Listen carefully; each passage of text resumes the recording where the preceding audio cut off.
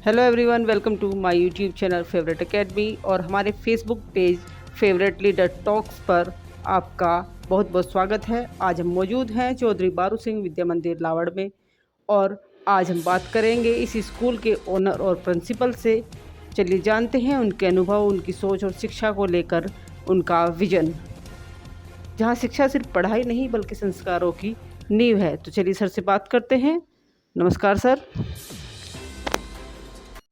तो सर, आज हम आपके पास कैरियर, पेरेंटिंग और एजुकेशन पर कुछ टिप्स लेने आए हैं जो कि पेरेंट्स और स्टूडेंट्स को काफ़ी हेल्प कर सकते हैं। जैसा कि आप जानते हैं कि आपके पास ग्रामीण क्षेत्र के बच्चे आते हैं, तो उनके लिए आपके स्कूल में किस तरह की व्यवस्थाएं हैं? तो हमारा ये विद्यालय लगभग 2006 से संचालित है और इससे पहले हमारे जो 2 विद्यालय थे वो अंदर कस्बे में थे। तो लगभग हमें 45-46 साल इस व्यवसाय में हो चुके हैं, लेकिन हम शिक्षा को व्यवसाय की तरह मान करके शिक्षा लोगों को नहीं देते हैं। हम इसको समाज के सेवा के रूप में देखते हैं और समाज को एक दिशा दिखाने के रूप में हम इसको चीज़ को लेकर के चलते हैं। तो हमारे यहाँ लगभग कक्षा 1 से 8 तक लगभग 500 बच्चे इस समय अध्ययनरत हैं। करीबन 14-15 गाँव के बच्चे हमारे पास आते हैं और आपने बिल्डिंग देख ही ली होगी, काफ़ी अच्छे हमारे कमरे हैं और हम कोशिश करते हैं कि बच्चों को कम से कम शुल्क में अच्छे से अच्छी एजुकेशन या प्रोवाइड कर सकें। इसलिए हमने चारों तरफ सिक्योरिटी का ध्यान रखते हुए भी सीसीटीवी कैमरे भी लगाए हुए हैं और हमने आरओ वाटर भी हमारे पास उपलब्ध है, फिल्टर्ड पानी हमारे पास है और वॉशरूम की व्यवस्था हमारी अच्छी बढ़िया है। आपकी बात बिल्कुल होगी। जी, आपके यहाँ हमने क्लासरूम देखे और जी, आपने जो है बोर्ड के पास एक स्टेज बनवा जी, रखी है बच्चों की। तो ऐसा हमने कहीं नहीं देखा किसी जी, स्कूल में। जी। तो ये आइडिया आपने कैसे आइडिया ये किया? इसलिए आया क्योंकि देखिए हमारा ना, क्योंकि ग्रामीण क्षेत्र है, देहात का इलाका है और हमारे विद्यालय में पढ़ने वाले अधिकतर बच्चे वो मजदूर या किसान परिवेश से आते हैं। समस्या ये हमने ये देखी समाज में कि भाई जो पैसे वाले बच्चे हैं, जो बहुत अमीर जिनके पास पैसे हैं, वो शहरों में पढ़ा लेंगे, लेकिन ग्रामीण क्षेत्रों में क्वालिटी एजुकेशन प्रोवाइड करना ये एक बड़ा चैलेंज है। तो इसी बात को मद्देनजर रखते हुए कि ताकि बच्चों को कॉन्फिडेंस भी बढ़िया रहे, तो हमने कोशिश की है कि कम से कम शुल्क लेकर के बच्चों को ऐसी सुविधाएं हम दे पाएं जिससे उनका मोरल भी अप हो और उनका कॉन्फिडेंस भी बढ़े, ताकि वो आगे जाकर के समाज में कम्पीट कर सकें अच्छी तरह से। तो इसलिए हमने सभी सुविधाओं को ध्यान में रखते हुए क्लासरूम भी अपनी इस तरह से हमने व्यवस्था बना रखी है ताकि बच्चों को लगे कि हम एक अच्छे स्कूल में पढ़ रहे हैं, अच्छे माहौल में पढ़ रहे हैं, क्योंकि अच्छी इसका स्कूल के इंफ्रास्ट्रक्चर का फर्क भी बच्चों को पड़ता है। तो ये इस बात को मद्देनजर रखते हुए हमने सभी चीज़ सुविधाएं अपने स्कूल में इस तरह से दे रखी हैं बच्चों को, ताकि बच्चों का कॉन्फिडेंस बिल्ड हो। तो आपकी एजुकेशन की बात करूँ तो आप डॉक्टरेट हैं, पीएचडी आपने की है एग्रीकल्चर से। तो जाहिर सी बात है आपकी रुचि भी वहीं रही होगी।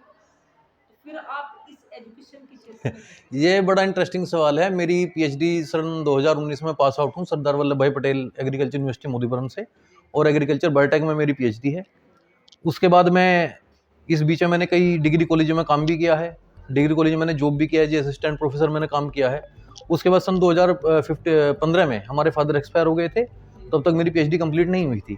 तो 2019 के बाद पीएचडी कंप्लीट करने के बाद, क्योंकि फिर घर में स्थिति कुछ ऐसी उत्पन्न हुई कि माता जी के स्वास्थ्य हमारा खराब रहने लगा, तो उसके बाद मैंने अपना एक रिसर्च ऑर्गेनाइजेशन भी खोल रखा था। वहाँ पे मैं बीमारियों पर रिसर्च करता था कि बीमारियों का कारण एग्जैक्टली है क्या, जो ऐसी बीमारियाँ, खतरनाक बीमारियाँ हैं, उनके कारण पर मैं रिसर्च करता था। लेकिन उसके बाद जब मैंने देखा माता जी का स्वास्थ्य खराब रहने लगा, तो मुझे एहसास हुआ कि इसके बाद मुझे एक कारण और लगा। जब मैं डिग्री कॉलेज में पढ़ा रहा था तो उस समय मैंने देखा कि क्योंकि आप जानते हो कि पहले के एजुकेशन में और आज की एजुकेशन में बहुत ज़्यादा फर्क है। पहले मुझे अपने समय की ध्यान है, उस समय फर्स्ट डिवीजन वाला बच्चा मुश्किल से मिलता था। पहले गुड सेकंड डिवीजन नाम की एक टर्म होती थी कि भाई किसी के 55%, 58%, 57% नंबर है कि गुड सेकंड डिवीजन से पास हुआ है। तो अब लेकिन हमने देखा कि नंबर की इतने ज़्यादा बड़ी मात्रा में बड़ी बढ़िया नंबर आने लगे हैं बच्चों के, 86%, 88%, 90%। तो जब मैं डिग्री कॉलेज में पढ़ा रहा था, उस समय मैंने एक बात नोटिस की कि मैंने एक दिन का, मुझे कई सारे इवेंट ऐसे ध्यान है, क्योंकि मैं बच्चे से पहले पूछता था, भाई पहली बार बच्चा इंटर पास करके मेरे पास आ रहा है, बीएससी एमएससी में आ रहा है, तो मैंने उससे बेसिक सवाल पूछा, उससे बेसिक सवाल का ही नहीं पता है। तो मुझे लगा कि जब इसका बेसिक जानकारी ही नहीं है, ये बच्चा बीएससी बायोटेक है, बीएससी माइक्रोबायोलॉजी करने के लिए आ गया है, तो कहीं ना कहीं तो गैप है कि नंबर तो बढ़िया आ रहे हैं, लेकिन नंबर बढ़िया आना इस बात का सबूत नहीं है कि बच्चे के पास ज्ञान भी प्रॉपर है। बहुत सारे विद्यालय मैंने देखे हैं बेसिक क्लियर नहीं है। बहुत सारी जगह मैंने देखा है कि बच्चों के पेरेंट्स को खुश करने के लिए नंबर बहुत बढ़िया दे देंगे, पता लगा बच्चों को कुछ नहीं आता है। हमारे यहाँ ये सिस्टम नहीं है। हम माँ बाप को बिल्कुल स्थिति स्पष्ट रखते हैं कि भाई आपका बच्चा इस स्तर में है, आपको घर पे ये इसके लिए अंदर सुधार करना पड़ेगा, हम इसके लिए ये स्टेप फॉलो कर रहे हैं। तो मैंने देखा ये गैप है, तो इसलिए मुझे लगा इस गैप को भरने के लिए कोई ना कोई तो रहना वाला आने वाला चाहिए, क्योंकि 6-7 साल मैंने काम करके डीडी कॉलेज में ये अनुभव किया कि ये गैप बढ़ता ही जा रहा है। बच्चे के बेसिक क्लियर नहीं है, बच्चा बीएससी करने के लिए आ गया है, वहाँ फीस मोटी देगा, बीएससी बायोटेक और माइक्रोबायोलॉजी जैसे कोर्स हैं, सेल्फ फाइनेंस कोर्स में आते हैं, तो वहाँ फीस अगर वो मोटी देगा और लेकिन उसे कुछ हासिल तो होगा नहीं।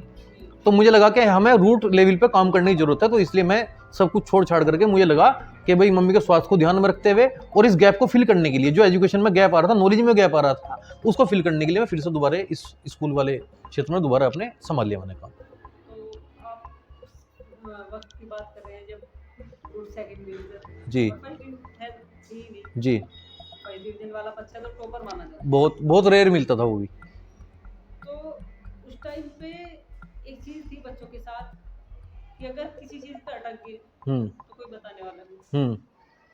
आज के टाइम में बिल्कुल अलग चीज है, बिल्कुल आपके पास जो है सोशल मीडिया है, आप इससे जानकारी कर सकते हैं। तो जो बच्चा आज का है उसका बेसिक क्लियर फिर भी नहीं हो रहा, ऐसा क्यों? उसका कारण ये है, देखिए ऐसा है कि सारी जिम्मेदारी स्कूल की तो अपनी जिम्मेदारी है, लेकिन एक परिवार का माहौल जो, क्योंकि हमारे पास बच्चा कितने घंटे आता है, 6-7 घंटे आता है, घर पे उसे बिताने 15-16 घंटे। हमने आज उसे कुछ शिक्षा दे करके भेजी, उसको हमने कुछ सिखा करके भेजा, लेकिन कभी कभी क्या होता है, कुछ घरों में, सभी घरों में नहीं होता है, कुछ बच्चे ऐसे निकल जाते हैं घर पे माँ बाप ध्यान नहीं दे पाते हैं, तो वहां पे जाकर के पता लगा हमने 4 बात उसको अच्छी सिखा करके भेजा आज, और हमने उनको बता भी दिया, हमने ग्रुप्स में, व्हाट्सएप ग्रुप हमने हर क्लास के अलग अलग बना रखे हैं, हमने बता दिया भाई ये हमने आज बच्चों को सिखाया है, आप इसको जाकर के रिवीजन कराओ, या बच्चों को ये बात आप घर पे भी इस पर थोड़ा ध्यान दो। लेकिन अगर बच्चे को घर पे समय नहीं मिलेगा माँ बाप का, माँ बाप क्या करते हैं, माँ बाप ने आजकल नया फैशन चल पड़ा ट्यूशन वाला, तो माँ बाप भी जो है, ये बात कड़वी है, मुझे नहीं कहनी चाहिए, लेकिन मैं बड़ा स्पष्टवादी आदमी हूँ कि माँ बाप को भी शौक है ट्यूशन पढ़वाने का। माँ बाप भाई बेचारे वो किसान मजदूर आदमी वो अपने काम पे लगे हुए हैं, हाँ, जो वाइफ है, जो वो जब बच्चे की जो माता है वो हाउस वाइफ है, वो अपने काम में लगी हुई है, या फिर इलिटरेट है, ज्यादा पढ़ी भी नहीं है। अब बच्चे को जो है उन्होंने क्या काम करा, ट्यूशन भेज दिया। अब ट्यूशन में जाकर के बच्चा सीखने का नहीं है, ट्यूशन वाले का क्या काम है, जैसे फॉर एग्जाम्पल मैं बड़े कोचिंग इंस्टीट्यूट की बात करता हूँ, हमारे आसपास इलाके में बहुत सारे मौजूद है, 10th के बच्चे 12th के बच्चे ट्यूशन पढ़ते हैं, वहां ठेका प्रथा चल रही है। ठेका प्रथा क्या चल रही है कि भाई 4,500 रुपये तेरे फिजिक्स की किताब के करा दूंगा, 3,000 रुपये में तेरे मैं केमिस्ट्री की किताब करा दूंगा, 4,000 में तेरे इंग्लिश करा दूंगा। ये सिस्टम, ये बड़ी ही एक विसंगति हमारे एजुकेशन के सेक्टर में पैदा होती जा रही है, इसका खामियाजा भुगतना पड़ेगा, क्योंकि केवल वहां से रटने वाली विद्या सिखाई जा रही है, बच्चों को कॉन्सेप्ट वहां भी क्लियर नहीं हो रहे हैं।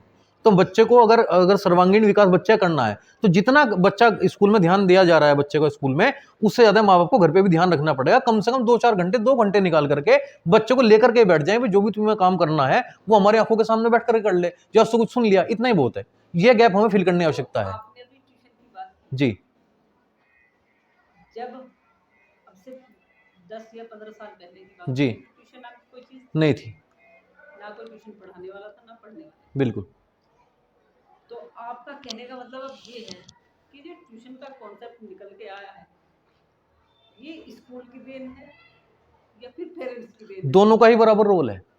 क्यों? जी। अगर आप हमारे क्षेत्र में भी बात कर लें, हमारे क्षेत्र में केवल 8 या 10 विद्यालय हैं, जो अपने कस्बे की बात करूं, जो मान्यता प्राप्त हैं। जी। बाकी विद्यालय यहाँ 30 से ऊपर चल रहे हैं, जो गलियों में चल रहे हैं, जो घरों में चल रहे हैं, 2-2 कमरों में चल रहे हैं, है ना। मैं किसी का नाम नहीं लेता हूँ, और वो अच्छा भी नहीं है, सबका अपना कारोबार है, करो, लेकिन बच्चे के भविष्य से खिलवाड़ नहीं करना चाहिए। ट्यूशन दोनों की देन इसलिए है क्योंकि माँ बाप को मुक्ति मिल गई अपनी जिम्मेदारी से, वो कह देंगे भाई हमने तो ट्यूशन भेज रखा है, ठीक। और टीचर, जो कुछ विद्यालय जहाँ पे बच्चों को ध्यान नहीं दिया जाता, आपने भाई किसी भी काम को करने के बहुत सारे प्रोसेस होते हैं, आपने कोई प्लान बनाया, प्लान आपने एग्जीक्यूट करा, ये काम सारी दुनिया करती है। भारत में सबसे बड़ी दिक्कत यही है, प्लान भी बनते हैं, एग्जीक्यूट भी होते हैं, लेकिन उसके बाद मॉनिटरिंग नहीं होती है। तो हमने बच्चों को सिखा दिया, हमने बता दिया, हमारी जिम्मेदारी यहाँ खत्म नहीं होती है, उसके बाद भी हमारी जिम्मेदारी बनती है कि उसकी लगातार मॉनिटरिंग करें। माँ बाप की भी जिम्मेदारी बनती है बच्चे की लगातार मॉनिटरिंग हो। मॉनिटरिंग हमारे देश के सिस्टम में बहुत जगह से गायब है, इसलिए बहुत बड़ी बड़ी समस्याएं देश में हो रही हैं। प्लान भी बन रहे हैं, एग्जीक्यूशन भी हो रहा है, लेकिन मॉनिटरिंग नहीं हो रही है। तो अगर बच्चा ट्यूशन ना जाए, आप सलाह दे रहे हैं सभी पेरेंट्स के लिए है ये कि बच्चे को ट्यूशन ना भेजें, तो उसका उसमें फायदा है? देखिए, मैं अपनी बात बता दूं, मैं औरों की बात नहीं करता हूं। इस साल तो मैं अभी नई शुरुआत ही कर पाया, मैं इस बार पैरालिसिस मुझे हो गया था। मैं हर वर्ष नवंबर से लेकर के मार्च तक बच्चों को free of cost extra class पढ़ाता हूँ। लेकिन भाई मेरे पास इतने करीबन 500 साढ़े 500 बच्चे पढ़ रहे हैं। टीचरों के साथ एक दिक्कत ये आती है, बच्चों की तरफ से क्या आती है, भाई बच्चा जब तक हमारे पास समस्या लेकर के नहीं आएगा, टीचर को तो नहीं पता है। हमारी तरफ से सभी टीचर अच्छा पढ़ा रहे हैं, हमारी तरफ से सभी बच्चे सही पढ़ रहे हैं। जब कोई माँ बाप हमारे पास समस्या लेकर के आएगा या कोई बच्चा समस्या लेकर के आएगा, तभी तो हम उसको बताएंगे। लेकिन बच्चे भी कुछ दिक्कत है एक लेवल पे, उसका कारण घर पे भी, उसका माहौल भी हो सकता है। बच्चा आकर के स्कूल में बहुत सारे सवाल अब नहीं पूछते हैं। पहले बच्चे प्रश्न लेकर के अपनी जो है क्वेरीज अपनी लेकर के टीचर्स के पास जाया करते थे, लेकिन अभी समय बदल गया है।